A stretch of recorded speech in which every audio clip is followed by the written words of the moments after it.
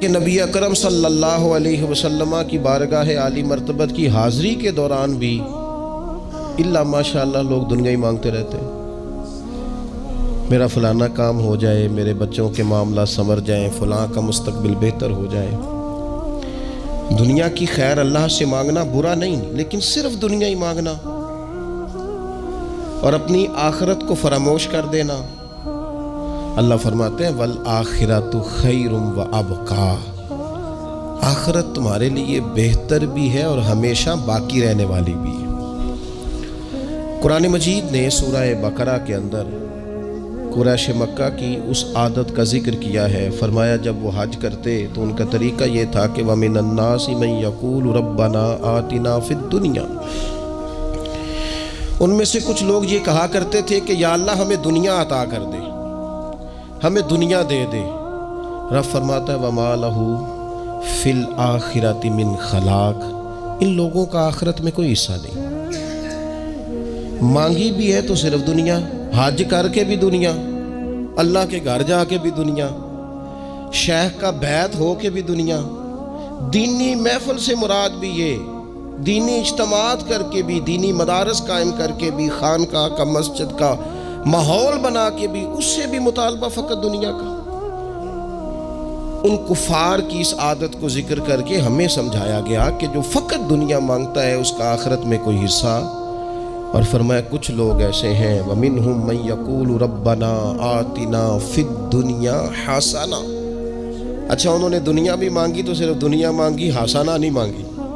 اور یہاں فرمایا کچھ لوگ ایسے ہیں جو رب سے کہتے ہیں یا اللہ ہمیں دنیا میں بھی بھلائی عطا فرما، دنیا بھی دے تو حسنہ دینا، وہ دنیا دینا جو ہمارے دین کو تقویت دے، وہ دنیا دینا جو ہمارے اعمال حسنہ کو مضبوط کرے، دینی معاملات کو تقویت دے، دنیا بھی وہی عطا فرما۔ اور ساتھ کہتے ہیں وَفِي الْآخِرَةِ حَسَنَةً، یا اللہ ہمیں آخرت میں بھی بھلائی ہی عطا فرما، وَقِنَا عَذَابَ النَّارِ، اور ہمیں دوزخ کے عذاب سے بچا، أُولَٰئِكَ لَهُمْ نَصِيبٌ مِّمَّا كَسَبُوا، فرمایا ایسوں کو ان کی کمائی ہی ملے گی، جو انہوں نے کیا ہے وہ خوش نصیبی انہیں ضرور میسر آئے گی، چونکہ دنیا بھی مانگ رہے ہیں، آخرت بھی مانگ رہے ہیں۔ ہمیشہ کوئی بھی کام کریں کسی قسم کا بھی، اس میں یہ دیکھیں کہ کیا اس میں میرے لیے کوئی ذخیرہ آخرت بنے گا، کیا یہ کام میری قبر میں، حشر میں، قیامت میں میرے لیے کوئی فائدہ مند ہوگا۔ میں بڑے درد سے عرض کرتا ہوں بعض لوگ دینی کام کرتے ہیں اور ان سے جب سوالات کیے جاتے ہیں تو وہ بعض اوقات تکلیف دہ معاملہ ہو جاتا ہے کہ اس دینی کام کے پیچھے بھی وہ والا خلوص نہیں جو ایک مسلمان کا رب اور رسول کے ساتھ ہونا چاہیے، اس دینی کام کے پیچھے بھی کچھ دنیاوی مقاصد موجود ہیں۔ تو اگر بڑی پگڑی اور بڑے جبے کے پیچھے بھی ایک دنیا دار چھپا ہوا ہو، لوگوں کو تو دھوکہ دیا جا سکتا ہے، رب اور رسول کو تو نہیں نہ دیا جا سکتا۔ وہاں تو دلوں کا خلوص ہی پہنچتا ہے، وہاں تو نیتوں کا حسن ہی پہنچتا ہے۔ تو اللہ تبارک و تعالیٰ سے جب بھی سوال کیا جائے دنیا اور آخرت کی بہتری کا سوال کیا جائے۔ ایک لفظ ہے حدیث پاک میں جس کو عافیت کہتے ہیں، ترمذی شریف میں حضرت سیدنا عباس بن عبد المطلب رضی اللہ تعالیٰ عنہ آپ کی روایت موجود ہے، فرماتے ہیں میں نبی پاک صلی اللہ تعالیٰ علیہ وسلم کی خدمت عالی مرتبت میں حاضر ہوا تو میں نے عرض کی یا رسول اللہ صلی اللہ تعالیٰ علیہ وسلم مجھے ایسی چیز بتائیں جو میں اپنے رب سے مانگوں۔ چیز مانگنی ہوتی ہے نا، بعض اوقات موقع ملتا ہے تو کئی دفعہ انسان امتحان میں آ جاتا ہے کہ اب مجھے موقع مل گیا ہے، مجھے کہا گیا کچھ مانگ لو تو بھلا میں کیا مانگوں۔ حضرت عباس بن عبد المطلب رضی اللہ تعالیٰ عنہ نبی پاک علیہ السلام کے پیارے چچا جان ہیں، عرض گزار ہیں یا رسول اللہ صلی اللہ علیہ وسلم مجھے بتائیے میں اپنے رب سے مانگوں تو کیا مانگوں؟ تو حضور نے فرمایا رب سے عافیت مانگو۔ کہتے میں کچھ دن رکا، کچھ دنوں کے بعد پھر حاضر بارگاہ ہوا اور عرض کی یا رسول اللہ صلی اللہ تعالیٰ علیہ وسلم مجھے بتائیے میں اپنے مالک سے مانگوں تو کیا مانگوں؟ تو حضور نے پھر فرمایا اللہ سے مانگنا تو عافیت مانگنا۔ بزرگ فرماتے ہیں یہ عافیت کیا ہے؟ عافیت یہ ہے کہ یا اللہ ظاہری پریشانیاں، باطنی پریشانیاں، اے اللہ ظاہر کے میل کچیل بھی دور ہو جائیں، باطن کے بھی دور ہو جائیں۔ اے اللہ ہر معاملے میں، ہر آزمائش میں، ہر دکھ میں ہمیں تیری پناہ نصیب ہو جائے، یہ عافیت ہے۔ اور صوفیہ کرام فرماتے ہیں عافیت سے بڑی نعمت کوئی نہیں اگر کسی کو میسر آئے تو، عافیت سے بڑا حسن کوئی نہیں اگر کسی شخص کو یہ نصیب ہو جائے۔ اور ایک اللہ والے نے تو ایک اور بڑا خوبصورت ترجمہ یہاں کیا ہے، وہ کہتے ہیں عافیت کا مطلب ہے دل کا قرار، عافیت کا مطلب ہے باطن کا سکون، عافیت کا مطلب ہے انسان کے مزاج کا حوصلہ، ٹھنڈک، بردباری۔ جس بندے کو عافیت نصیب ہو جاتی ہے گویا اللہ اسے سکون کی دولت عطا فرما دیتا ہے، تھوڑے پیسوں میں بھی سکون، بغیر شہرت کے بھی سکون، کوئی بات مان لے تب بھی سکون، کوئی دھتکار دے پھر بھی سکون، لوگوں کی گڈ بک میں ہو پھر بھی سکون، اور اگر لوگ سارے مخالفت میں آ جائیں تو چونکہ اللہ نے عافیت دی ہے پھر بھی سکون۔ اللہ تعالیٰ نے ان لوگوں کو قرار کی دولت، اللہ سے عافیت مانگی جائے، اس میں دنیا کی بھی بھلائی شامل ہے، آخرت کی بھی بھلائی شامل۔ نبی اکرم صلی اللہ تعالیٰ علیہ وسلم توجہ دلاتے کہ اللہ سے تم عافیت مانگو، ہمارا نہ جی، کیونکہ سب سے بڑا مسئلہ روحانی تربیت کا ہے۔ ہمارے ہاں باتیں ڈھیر سارے لوگوں کو آتی ہیں اور بہت زیادہ آتی ہیں، منصوبہ بندی کرنا، پلاننگ کرنا، اپنے معاملات کو خود سے کیسے لے کے چلنا ہے، کیسے ٹھیک کرنا ہے، اپنے حق میں دنیا کو کس طرح قائل کرنا ہے، یہ ڈھیر سارے لوگوں کو آتا ہے، اور اپنے حق میں دلائل کس طرح قائم کرنے ہیں، اس میں بہت سارے لوگ خود کفیل ہوتے ہیں، انہیں کسی سے مشاورت کی بھی ضرورت نہیں ہوتی۔ لیکن اللہ کی بارگاہ سے اپنا رشتہ کیسے جوڑنا ہے، مالک سے کرم کا سوالی کس طرح کر کے ہونا ہے، اللہ سے عافیت کا سوال کیسے کرنا ہے، یہ چونکہ روحانی تربیت میں ہمارا مزاج نہیں ہوتا لہذا ہم اس طرف جاتے نہیں، ہم وہ اپنی مرضی کی چیزیں، یعنی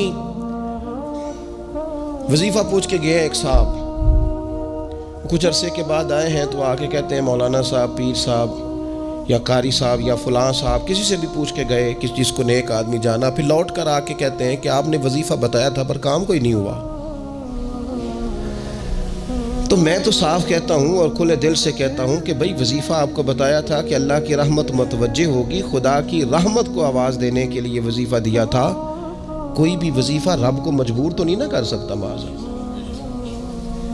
اور وظائف کس لیے پڑھے جاتے ہیں کہ جلدی سے معاملات ٹھیک ہو جائیں، میرے حق میں چیزیں بہتر ہو جائیں، تو اللہ کی رضا کے لیے پڑھے جاتے ہیں۔ تو وظائف کو، عبادات کو، نوافل کو، تلاوت کو، درود پاک کو تو رضا الہی کا ذریعہ بنانا چاہیے، لیکن ہم چونکہ ایک پورا الجھاؤ رکھتے ہیں اپنی دنیا داری کے معاملات سیدھے کرنے میں، ایک پورا خیر رکھتے ہیں۔ وہ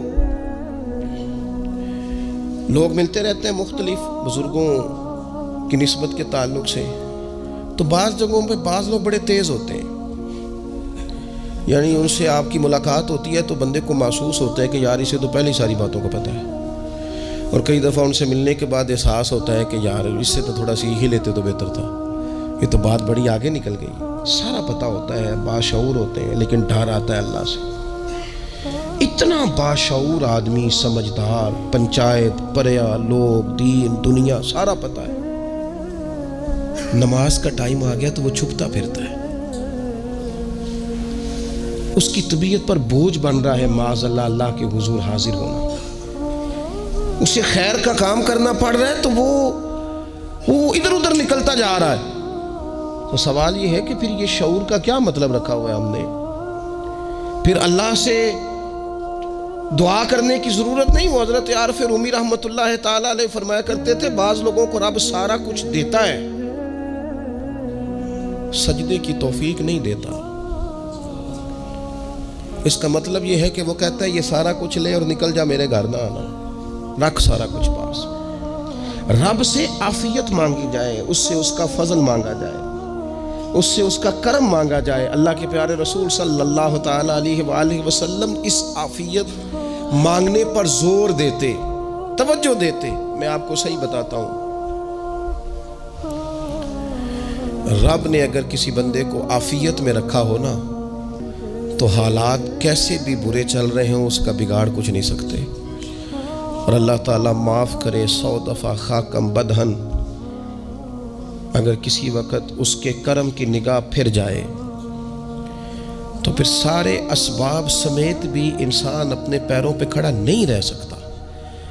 اس سے جب تک طلب کرم نہیں ہوتا، طلب عافیت نہیں ہوتی، اس کی بارگاہ سے جب تک بندہ مومن پورا رجوع نہیں کرتا، یہ عافیت اتنی اعلیٰ چیز ہے کہ نبی پاک علیہ السلام نے فرمایا اذان اور اقامت کے درمیان جو وقت ہوتا ہے اس میں دعائیں رد نہیں ہوتی۔ دعا مانگا کرو گے تمہاری اللہ اپنے فضل سے قبول کر لے گا۔ عرض کی یا رسول اللہ کیا مانگے؟ تو فرمایا عافیت مانگو رب سے۔ حضرت انس بن مالک حدیث کے راوی ہیں رضی اللہ تعالیٰ عنہ، یہاں بھی فرمایا یہ عین قبولیت کا ٹائم ہے، اب اللہ سے عافیت مانگ لو، اس کی پناہ۔ ہم دعاؤں میں بھی محدود ہو جاتے ہیں۔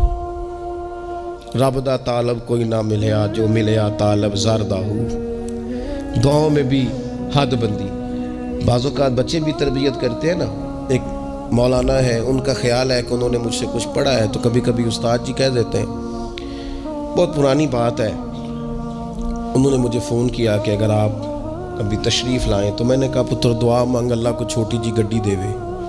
تو اس بچے نے میری بڑی تربیت کی، کہنے لگا استاد جی اللہ کو لو منگنی ہے تو وڈی ساری منگو، آپ نے محدود کیوں کیا کہ بھئی یہ چھوٹی سی اللہ گاڑی کیوں اللہ چھوٹی دے، رب دے تو بڑی دے اور رحمت سے دے، اللہ سے مانگنی ہے نا جی۔ ہم تربیت نہیں لیتے۔ میں نے اس کا شکریہ ادا کیا، میں نے کہا بیٹے تو نے بڑی سونی بات کی، اللہ تجھے اس کا اجر عطا کرے، اللہ تجھے برکات عطا کرے۔ اگر آپ نے سیکھنا ہے تو پھر آپ سیکھ لیں گے، اور اگر نہیں سیکھنا تو پھر یہی کہنا ہے ساری عمر لنگ گئی بندہ کو نہیں ملیا، چونکہ مزاج نہیں ہے نا سیکھنے کا، اس لیے پھر ملا ہی کوئی نہیں، پھر ساری زندگی کو میسر ہی نہیں آیا، کسی نے نصیحت ہی نہیں کی، کوئی آنکھوں کو بھایا ہی نہیں، خود ہی بڑے سیانے تھے، خود ہی بہت بڑے تھے، اپنا قد ہی بڑا اونچا تھا، سب ٹھگنے چھوٹے اور کمزور اور بوڑے نظر آئے۔ عزیز بھائی، جب عافیت، ایک بزرگ تھے ہر وقت اللہ سے عافیت مانگتے تھے، ہر وقت اللہ سے عافیت مانگتے تھے، ہر وقت عافیت مانگتے تھے۔ لوگوں نے پوچھا، لوگ ان کو صالح جانتے تھے، نیک سمجھتے تھے، کہ حضور آپ اور کوئی دعا مانگتے نہیں، عافیت ہی مانگتے ہیں۔ فرمانے لگے میں مانگا کرتا تھا شروع میں، بعد میں خیال آیا ہے اور بھی دعائیں مانگا کرتا تھا، یہ احساس بعد میں نصیب ہوا۔ فرماتے میں مزدوری کرتا تھا، مال برداری کرتا تھا، ایک جگہ پہ ڈیوٹی کر رہا تھا تو تھک گیا، اور وہ جو کام لینے والے لوگ تھے ان کے رویہ بھی بڑا ترش تھا، تکلیف ہوئی، تو میں نے اپنے مالک کی بارگاہ میں عرض کی مالک اگر 2 روٹی بغیر مجھے مشقت کے مل جائے دن میں تو تیری بارگاہ تو بڑی کریم ہے۔ کہتے ہیں میں نے یہ دعا مانگ لی، ذرا میں تھوڑا آگے بڑھا تو 2 بندے آپس میں لڑ رہے تھے، میں ان کی صلح کرانے کے لیے، انہیں بچانے کے لیے آگے بڑھا، تو میں جس کو چھڑا رہا تھا دوسرے نے میرے اوپر ضرب لگا دی، میرا بھی سر پھٹ گیا۔ تھوڑی دیر کے بعد وہاں پولیس آ گئی، وہ تینوں کو لڑنے والا سمجھ کے اٹھا کے لے گئے، مجھے جیل ہو گئی۔ 2 روٹیاں بغیر مشقت کے روز ملنی شروع ہو گئی۔ دعا مانگی تھی نا کہ یا اللہ 2 روٹیاں مل جائے نا بغیر مشقت کے، کہتے ہیں وہ 2 روٹیاں روز ملتی، کوئی کام نہیں کرنا پڑتا، پر جیل ہو گئی۔ فرماتے میں بڑا پریشان تھا، روز روٹیاں پابندی سے آتی اور بہترین آتی، کھانا ملتا۔ پھر کچھ عرصے کے بعد میں نے سوچا کہ یار یہ دعا تو قبول ہو گئی نا تیری، اب تو اگر اس پر کوئی الگ بات کرے گا تو وہ تو غلط کرے گا۔ کہتے پھر خود ہی میرے دل میں اللہ نے بات ڈالی، اور میں نے عرض کی مالک 2 روٹیاں نہیں، مجھے تو عافیت چاہیے، مجھے تو عافیت دے، میرے اوپر تو کرم فرما، تو نظر رحمت کر، جے ایک قطرہ بخشے مینوں، ایک قطرہ بخشے مینوں تے کام بن جاندا ہی میرا، مہربانی کر، عافیت عطا کر۔ فرماتے پھر خدا نے کرم کیا، کہاں سے اسباب بنے میرے جیل سے چھوٹنے کے، کون کون میرے ضمانتی بنے اللہ ہی جانتا ہے۔ فرماتے ہیں دروازے بھی کھل گئے، رزق بھی ملتا ہے، صحت بھی میسر ہے، سجدہ بھی کر لیتا ہوں، سویرے تلاوت بھی کرتا ہوں، شام کو مدینے والے کی بارگاہ میں رج کے درود و سلام بھی عرض کرتا ہوں، میں ممکن ہوتا ہے تو کسی غریب کی داد رسی بھی کرتا ہوں۔ اب سمجھ آئی ہے، ربنا آتنا فی الدنیا حسنۃ وفی الآخرۃ حسنۃ وقنا عذاب النار۔ اب سمجھ آئی ہے رب سے جب بھی مانگنا ہے عافیت ہی مانگنی ہے، اس سے کرم مانگ۔ ہم نے محدود دعائیں رکھی ہوئی ہیں، محدود، وہ جی فلانا کام میرا ہو جائے تو بھئی وہ ایک ہو گیا، اس کے بعد پھر نئی ٹینشن بن جائے گی، نہیں میں جی بچوں کی شادی کر لوں جی پھر میں فارغ ہوں۔ آپ شادی کر کے دیکھیں، لاگ پتہ جائے گا کیسے فارغ ہوتے ہیں۔ آپ یہاں رکتے کیوں ہیں؟ آپ خدا سے عافیت کیوں نہیں طلب کرتے؟ اس کی بارگاہ سے وہ کیوں نہیں مانگتے کہ جو ایک قطرہ ملے تو دنیا اور آخرت کے سارے کام ہو جائے؟ اس سے اس کی رحمت کا سوال کرے، اس سے اس کے کرم کا سوال کرے۔ اللہ کی بارگاہ میں بھی حاضر ہونا اور جچی تلی اور جناب ناپ تول کر اور محدود چیزوں کا سوال کرنا، مالک سے مانگے، اور وہ جب دیتا ہے تو دیتا بھی بے حساب ہی ہے۔ وہ جب عطا کرتا ہے تو کرم کے دروازے کھول کے عطا کرتا ہے، ورنہ تو ایک الجھن سے انسان نکلتا ہے، دوسری میں الجھ جاتا ہے، ایک گتھی کو سلجھاتا ہے۔ پھر اقبال رو پڑے تھے، کہنے لگے میں عقل کی گتھیاں سلجھا چکا ہوں، یا رب مجھے صاحب جنوں کر دے۔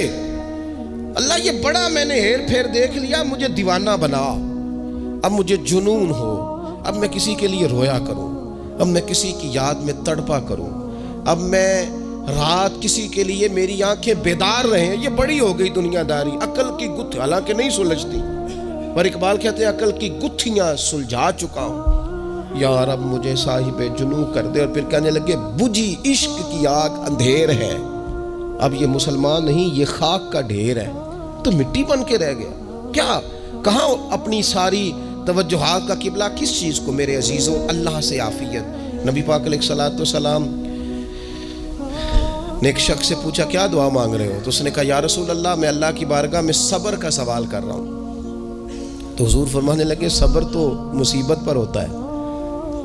یا رسول اللہ پھر کیا مانگوں؟ آپ ان جملوں اور لفظوں کی گہرائی کو سمجھیں، صبر کے لیے تو پہلے مصیبت آئے گی، پھر صبر آئے گا۔ تو یا رسول اللہ کیا مانگوں؟ فرمایا تو رب سے عافیت مانگ۔ مانا کیا ہے؟ مصیبت آئے کیوں؟ اللہ تجھے اپنی حفاظت کے حصار میں لے لے، وہ وقت ہی کیوں آئے کہ جب تیری طبیعت الجھ جائے، جب تو پریشان ہو جائے، جب تو اللہ سے عافیت مانگنا۔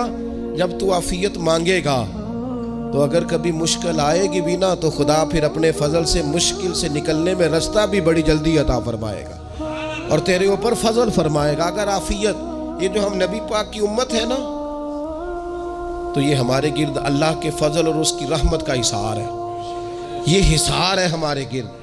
وہ درویش نے کہا تھا نا کہ کروں شکر کتنا اور کروں فخر کتنا کہ تیرے کرم نے مجھے فائز المرام کیا، دیکھو بنا کے سید عالم کا امتی مجھ کو گناہ سے پہلے ہی بخشش کا انتظام کیا۔ ابھی میں نے غلطی کی نہیں، لیکن مجھے حضور کا غلام بنا دیا، بخشش کا بندوبست پہلے ہو گیا۔ اپنے مالک سے، بیمار بھی اس سے عافیت مانگے، مقروض بھی اس سے عافیت مانگے، بے اولاد بھی اس سے عافیت ہی مانگے، صاحب اولاد بھی اس سے عافیت ہی مانگے، جو دولت کے حصول کے رزق حلال کے خواہش مند ہے وہ بھی اس سے عافیت مانگے، اور جن کی جھولی اس نے بھر دی ہے وہ بھی اپنے رب سے عافیت ہی مانگے۔ مالک سے جب سوال کرے، ایک بزرگ تھے انہوں نے تو اپنی انگوٹھی میں لکھوا لیا تھا کہ یا اللہ مجھے عافیت عطا فرما، اور جب بھی دیکھتا ہوں یاد آ جاتا ہے کہ اللہ سے عافیت مانگنی اپنے مالک کی بارگاہ کے اندر۔ دیکھو میں نے دیکھا ہے، وہ کسی نے کہا تھا کہ تیری خواہش ہے کہ وہ تیری آرزو کرے پوری، اور میری خواہش ہے کہ تیری آرزو بدل جائے۔ کچھ لوگ ایسی خواہشات بھی لے کے آتے ہیں کہ جو پوری نہ ہو تو بہتر ہوتا ہے۔ اس لیے آپ کو پتہ ہے موت مانگنا جائز نہیں دین میں۔ مصائب سے گھبرا کر، مشکلات سے گھبرا کر، زندگی کے مد و جزر سے پریشان ہو کر موت کا سوال کرنا جائز نہیں۔ کس طرح جائز ہے؟ ان لفظوں کے ساتھ دعا کر سکتا ہے کہ یا اللہ جب تک میری زندگی بہتر ہے مجھے زندہ رکھ، اور جب میرا دنیا سے جانا بہتر ہے پھر تو مجھے اپنی بارگاہ میں بلا لے۔ یہ بھی کیا ہے؟ یہ بھی عافیت کا سوال ہی ہے کہ یا اللہ رکھ بھی تب تک جب تک رہنا بہتر ہے۔ نبی پاک نے بھی ارذل العمر ہونے سے پناہ مانگی۔ ہمارا یہ مزاج بن گیا ہے کہ ہم اپنے حق میں ایسی چیزوں کا سوال کر رہے ہوتے ہیں جو کئی دفعہ ہمیں مل جائیں تو ہمارا نقصان کریں۔ قرآن حکیم ایک جگہ پہ اللہ کریم نے فرمایا ہے کہ اگر سب لوگوں کو مال دے دوں تو بغاوت کریں، فساد ہو جائے۔ کیا مانا؟ کہ اپنا نقصان کر بیٹھے لوگ۔ ہم اپنے مالک کی بارگاہ میں بعض ایسی چیزوں کے سوالی ہیں کہ جو ہمارے لیے ٹھیک نہیں ہے، ہمیں اس کے کرم پر چھوڑنا ہے، اس سے عافیت مانگنی۔ اور بعض لوگ کیونکہ میں کہہ چکا ہوں شروع میں کہ ہماری دینی روحانی تربیت نہیں ہوتی، اور ہم کہیں سے باقاعدہ اسباق لینے کے قائل ہی نہیں ہوتے، پوری تربیت کا ہمارا مزاج نہیں ہوتا، اپنی عقل اور اپنا شعور اور اپنے حساب سے ہم زندگی کو بتانا چاہتے ہیں۔ اور یہ جو میرا دور ہے یہ ویسے ہی الجھا ہوا زمانہ ہے، اللہ ماشاء اللہ، پتہ نہیں کوئی کیا بول رہا ہے، کوئی کیا کہہ رہا ہے، ایسے جیسے کوئی میلہ لگا ہوا ہے، اور کان پڑی آواز سنائی نہیں دے رہی۔ جس کی دکان پر کوئی گاہک نہیں وہ بھی کہہ رہا ہے لائنیں بنا لو۔ ایسا الجھا ماحول ہے اور ایسی آزمائش ہے کہ لوگ بیچارے پریشان ہیں۔ دیکھیں، جب تربیت کے ساتھ انسان آگے بڑھتا ہے نا، ہمارے پاس مقتدا ہے اللہ رسول کا کلام، ہمارا پیشوا ہے رب رسول کا فرمان۔ جب ہم کتاب و سنت کی روشنی میں آگے بڑھتے ہیں تو پھر ہمارے لیے منزل آسان بھی ہوتی ہے اور قریب بھی ہوتی ہے، پھر ہمارے لیے آگے کی طرف سفر کرنا، آگے بڑھ جانا یہ آسان ہوتا ہے۔ آپ غور کریں، جو لوگ دنیا میں کامیاب رہے، بھلا کس طرح کامیاب رہے؟ وہ اس طرح کامیاب رہے کہ انہوں نے نا اپنے رب سے عافیت مانگی، اللہ تعالیٰ نے خود بخود ان کے لیے رستے بنائے۔ آپ تاریخ پڑھیں گے بعض لوگوں کی تو لگ نہیں رہا تھا کہ وہ اتنی کامیابی حاصل کریں گے۔ دیکھ لیں آپ، حضرت غوث اعظم جیلانی رضی اللہ تعالیٰ عنہ بغداد شریف تشریف لاتے ہیں تو ان کی کیفیت یہ ہے کہ پتے کھا کے گزارا کرنا پڑتا ہے، یعنی پیچھے کوئی ایسا بیک گراؤنڈ کسی کا بنایا ہوا ادارہ، کوئی بڑی خانقاہ، کوئی بڑے لمبے چوڑے والد صاحب کے مریدین، کوئی بڑا لمبا سلسلہ نہیں مل رہا۔ ان کو بظاہر پتے کھا کے گزارا کرنا پڑتا ہے، لیکن چونکہ وہ نکلے ہیں اللہ کی مدد کے ساتھ، انہیں اللہ نے تائید دی ہے، فضل فرمایا ہے، تو نتیجہ یہ نکلا ہے کہ 70 ہزار بندہ ایک ایک وقت میں تربیت لینے کے لیے ان کے سامنے موجود ہے۔ یہ اللہ نے اسباب بنائے ہیں، کیونکہ جب رب عافیت عطا کرتا ہے تو پھر اللہ اسباب بھی پیدا فرماتا ہے۔ ہمارا ذہن تو تھک جاتا ہے سیاست کرتے کرتے، ہم تو جناب پوری ترتیب سے ہمیں سلیقہ آتا ہے کس طرح کر کے کس بندے کو کیسے قائل کرنا، پورے طور پر ہم وہ ساری زندگی سیاست کرتے رہتے ہیں۔ وہ خاندانوں میں بھی چلتی ہے، گلی محلے میں بھی چلتی ہے، دوستوں میں بھی چلتی ہے، اور بعد میں پتہ چلتا ہے کہ یہ پتے کھیل کون رہا تھا، اصل میں صلح کرانے والا تھا کہ لڑائی کرانے والا تھا، یہ سب کا خیر خواہ تھا، یہ سب کی ذہن کے اندر فطور کی آمیزش ہی اس شخص کی وجہ سے تھی۔ ہم چونکہ وہ خاص عافیت اللہ سے نہیں مانگتے، ہماری مخصوص سیاست ہوتی ہے سبھی کو راضی رکھو، اس کا نتیجہ یہ نکلتا ہے کہ ایک ٹائم آتا ہے کوئی بھی راضی نہیں رہتا۔ ہم اگر اپنے مالک کی طرف رجحان کریں اور اللہ نے جو ہمیں شعور دیا ہے اس شعور کو لے کر اللہ کی بارگاہ کی طرف بڑھیں، آپ یقین کریں اعلیٰ حضرت بریلوی رحمۃ اللہ علیہ کی کتابیں ہیں، ایک ایک کتاب پر پی ایچ ڈی ہو رہی ہے، اور انہوں نے 150 سال پہلے بیٹھ کر جو کچھ لکھا تھا بئی نہیں لفظ بلفظ اس کی ضرورت آج محسوس ہو رہی ہے اور آنے والے وقت میں بڑھ رہی ہے، لیکن ان کے پاس کوئی ٹیم نہیں تھی، 50 لوگ نہیں تھے جو ان کے پاس بیٹھ کے لکھواتے، اپنا پریس نہیں تھا، ایسے لوگ نہیں تھے کہ جن کو پتا ہوتا کہ کتاب ہم کل چھاپیں گے اور اتنے فیصد یہ مارکیٹ میں نکل بھی جائے گی، ایسا کچھ نہیں تھا۔ کیا تھا؟ اللہ کی مدد ساتھ تھی، تائید ایزوی ساتھ تھی، اللہ نے اپنی عافیت میں رکھا تھا۔ وہ قرآن مجید کی آیت کا ترجمہ کرتے ہیں نا اعلیٰ حضرت اہدنا الصراط المستقیم، یا اللہ ہمیں سیدھی راہ پہ چلا۔ بہت سارے مفسرین نے کہا اے اللہ ہمیں سیدھا راستہ دکھا، فرماتے ہیں اے اللہ ہمیں سیدھی راہ پر چلا۔ تو کسی نے کہا حضور یہ چلا اور دکھا میں کیا فرق ہے؟ فرمانے لگے دکھانے کا مطلب یہ ہوتا ہے کہ کسی نے پوچھا میں نے گجرانوالہ جانا ہے، تو دکھانا یہ ہے کہ اسے کہا یہاں سے باہر نکلو، روڈ پہ چڑھ جاؤ، سیدھے جاؤ گے، ایک پول آئے گا اسے کراس کرنا، نیچے اترنا، وہاں سے شہر شروع ہو جائے گا۔ پھر اس نے اگر کوئی اندرونی جگہ شہر کی پوچھ لی تو اس کو کہا کہ رائٹ ہو جانا، پھر لیفٹ ہو جانا، پھر آگے کسی سے مزید۔ یہ ہے راستہ دکھانا، اور ایک ہے چلانا۔ اس نے کہا میں نے گجرانوالہ جانا ہے، تو اس نے کہا ساتھ بیٹھنا میری گاڑی پہ، جہاں تو نے جانا ہے میں چھوڑ کے آتا ہوں۔ یہ راستے پہ چلانا ہے، یہ مقام تفکر ہے، آپ اس پر غور فرمائیں گے۔ کہتے یا اللہ تو ہمیں راستہ دکھائے گا اور دکھاتا ہے، لیکن چاروں جانب شیطان بھی تو بیٹھا ہے نا، فتنے بھی تو ہے نا، تو اگر تیری رحمت ساتھ رہے، مانا کہ محبت کے سفر میں ہر گام پہ 100 مشکل ہے، لیکن یہ سفر آسان بھی ہے اگر ساتھ تمہارا ہو جائے۔ اگر تو ساتھ چلے تو پھر یہ سفر مشکل ہے۔ ہارون رشید نا اپنے محل کی چھت پہ ٹہل رہا تھا، سب سے اوپر والے چوارے پر، نیچے سے حضرت بہلول دانا گزر رہے تھے، اوپر اس کے ساتھ سپاہی بھی تھے، گن مین بھی تھے۔ اس نے کہا یہ بابا تو ذرا اوپر اٹھاؤ۔ انہوں نے ایک ڈولی، ایک ٹوکری سمجھ لیں، اس کو رسیاں باندھ کے نیچے پھینکا۔ نیچے جو سپاہی تھے ان کو کہا کہ یہ بابا جی کو پکڑ کے اس میں بٹھاؤ۔ انہوں نے جبرن تھاما بابا جی کو، اس میں ڈالا، اوپر والوں نے کھینچ لیا۔ 2-3 منٹ لگے۔ ہارون رشید کے سامنے حضرت بہلول دانا پہنچ گئے تو تھوڑے ناراض بھی ہوئے کہ یہ کوئی طریقہ تو نہیں نہ بلانے کا۔ ملاقات ہوئی تو کہا کیوں بلایا؟ کہنے لگا ایک مسئلہ پوچھنا تھا۔ فرمانے لگے بادشاہ ہے نا، تیرے مسئلے پوچھنے کا بھی اپنا ہی انداز ہے، پوچھ مسئلہ۔ کہنے لگا بابا پوچھنا تھا کہ آپ اللہ تک کیسے پہنچے؟ حضرت بہلول دانا چپ کر گئے۔ 2-4 منٹ کے بعد کہنے لگے جس طرح ابھی زمین سے تیرے تک نہیں پہنچا، بالکل اسی طرح ہی پہنچ گیا ہوں رب کریم کی بارگاہ تک، اور وہ بھی جو اس نے کرم فرمایا ہے، ورنہ میں تو نہیں سمجھتا کہ میں پہنچ گیا، وہ بھی اگر تیری خوش گمانی ہے۔ ہارون رشید کہنے لگا مجھے سمجھ نہیں آئی۔ فرمانے لگے تو بادشاہ جو ہے اتنی جلدی کیسے سمجھ میں آئے گی تجھے بات؟ فرمانے لگے اگر میں تجھ سے ملنا چاہتا نا تو میں ایک درخواست لکھتا، پھر کسی وزیر سے سفارشی سائن کراتا، پھر وہ جمع کراتا، پھر مجھے ٹائم ملتا کہ فلاں دن فلاں تاریخ فلاں ٹائم آ جانا، پھر آ کے میں لائن میں لگتا۔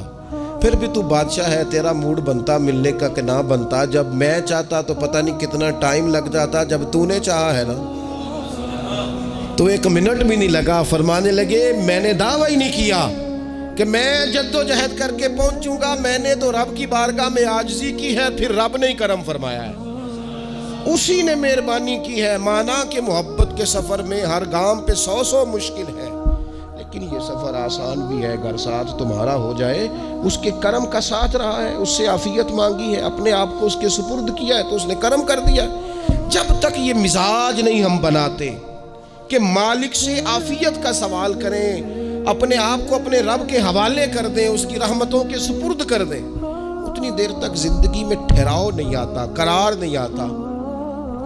مشکات میں موجود ہے، اللہ کے پیارے رسول صلی اللہ تعالیٰ علیہ وسلم تیمارداری کے لیے گئے تو صحابہ کرام فرماتے ہیں وہ بندہ نا اتنا پتلا نحیف اور لاغر ہو گیا تھا جس طرح چڑیا کا بچہ ہوتا ہے، کمزوری ضعف طاری تھا۔ تو محبوب کریم نے اسے دیکھا تو بڑے کریمانہ انداز میں کریم فرمانے لگے تو کوئی دعا نہیں مانگتا، تو عافیت نہیں مانگتا اللہ سے؟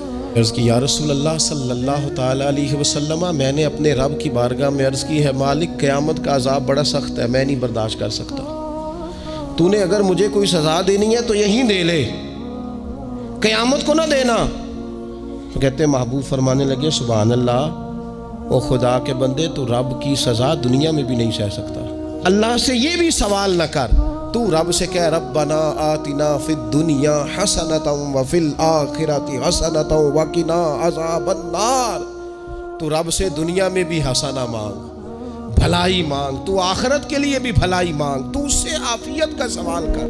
تو نے یہ سوال کیوں کیا؟ عرض کی یا رسول اللہ کرم ہو گیا ہے، مجھے سمجھ آ گئی، اب میں اسی طرح ہی کروں گا۔ عزیز دوستو ہم کہاں سہ سکتے ہیں؟ ہم دنیا میں رب کی سزا ہم نہیں سہ سکتے، ہم کمزور ہیں تو گرمی نہیں سہ سکتے، شدید سردی نہیں سہ سکتے، شدت کی بھوک لوگ نہیں سہ سکتے، کوئی آزمائش نہیں سہ سکتے۔ وہ جو لوگ بعض اوقات کہہ دیتے ہیں نا جی فلاں چیز ہمارے اعمال کا نتیجہ ہے، تو میں کیا کرتا ہوں نہ کو یار ہم تو یہ بھی نہیں سہ سکتے، ہم کہاں برداشت کر سکتے ہیں، ہمیں تو وہ معاف ہی فرمائے، ہم حساب والے ہیں ہی نہیں، ہم تو صرف معافی والے ہیں۔ ہم سے نہ حساب پوچھے، اس نے حساب پوچھا تو پھر تو بڑی مشکل ہو جائے گی، اگر اس نے حساب پوچھا تو بڑی رسوائی ہو جائے گی، اگر حساب پوچھا تو مشکلات سامنے دکھائی دینے لگ جائیں گی۔ ہم سے تو وہ درگزر والا معاملہ کرے، ہم سے تو وہ کہے جا میں نے محبوب کے صدقے تجھے معاف کیا، جا تیرے لیے رحمت اور بخشش والا فیصلہ کیا۔